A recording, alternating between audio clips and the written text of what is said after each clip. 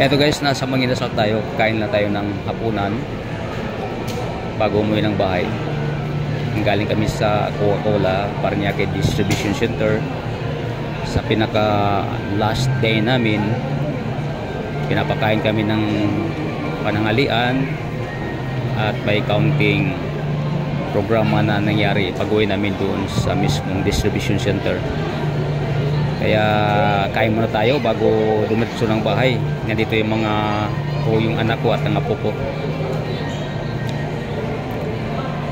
Kaya nakatutok tayo gamit ng ating bagong lalagyan ng cellphone na nakakabit sa katawan natin. Tinetesting ko lang kamo guys dahil hindi pa natin gamay kung paano natin gamitin kung naglalakad lang tayo. Hindi pwedeng bara-bara to, baka maduling na tayo pag manood tayo rito. Na-testing natin sa sa motor habang nanakbo. Okay naman siya, wala naman siyang problema.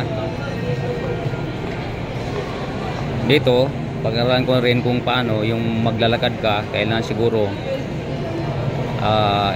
hindi masyadong magalaw.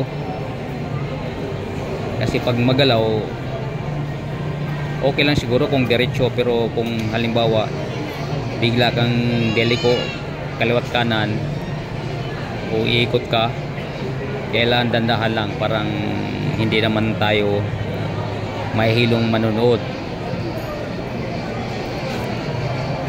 Andiyan, umorder na yung mag-ina ko. Mamaya-maya papasok na ako sa loob. Kuha lang tayo ng mixing video guys dito sa labas.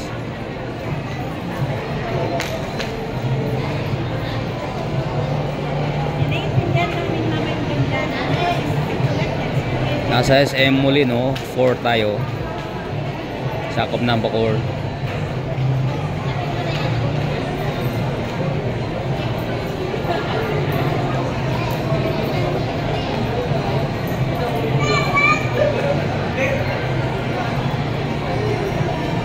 Nagagawa nata sila guys ng misa, kaya punta ako na.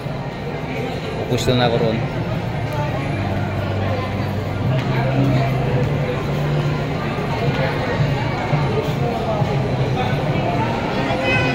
Yan, diyan ka order.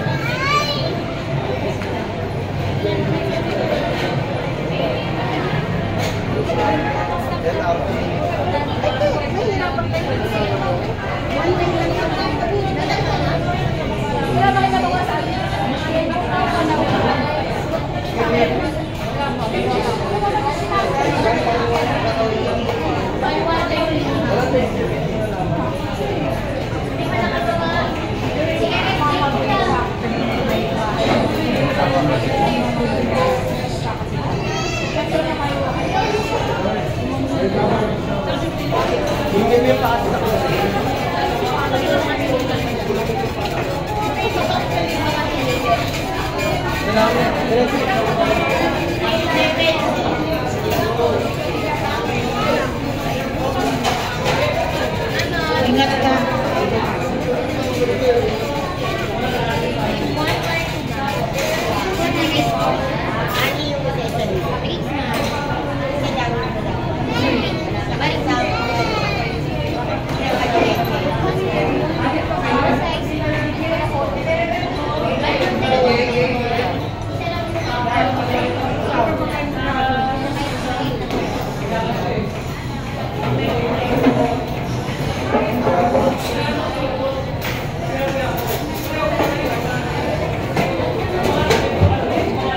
Magalaw kasi siya pag kailangan timing mo yung galaw mo.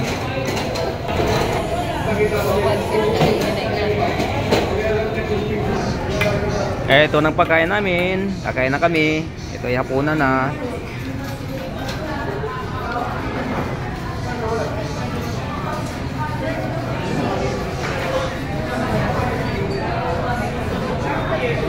Samahan nyo kami kumain.